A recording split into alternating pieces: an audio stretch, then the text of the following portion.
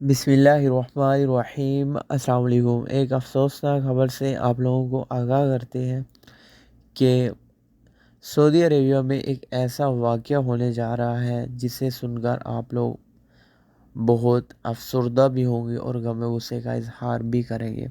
آپ لوگوں کو پتہ ہوگا کہ سعودی عربیہ میں جب نماز ہوتی تھی، جب اذان ہوتی تھی، اذان کے دوران تمام تر کاروبار، تمام تر دکانیں، مارکیٹس وغیرہ کلوز کر دی جاتی تھی۔ اب کیا ہونے جا رہا ہے؟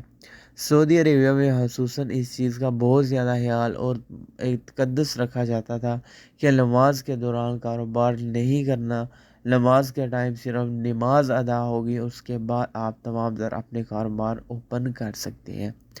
یہ تمام تر معاملات جو ہے یہ مجلس شورا کے پاس ہوتے ہیں۔ جیسے ہماری ادھر اسمبلی ہوتی ہے، سیم اسی طرح سعودی عربیہ میں مجلس شورا ہوتی ہے، جہاں حکومتی نمائندگان موجود ہوتے ہیں اور تمام تر معاملات ان کے انڈر ہی ہوتے ہیں۔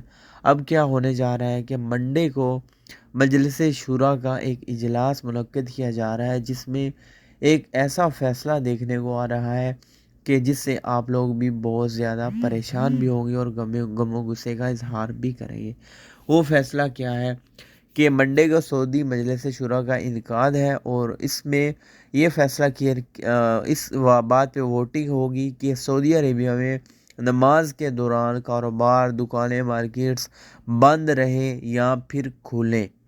یعنی اس چیز پہ ووٹنگ ہوگی، جتنے بھی حکومتی نمائندگان ہوں گے مجلس شورا میں موجود، وہ اس پہ ووٹ دیں گے اور بتائیں گے کہ نماز کے دوران کاروبار بند ہونے چاہیے یا پھر کھلے رہنے چاہیے۔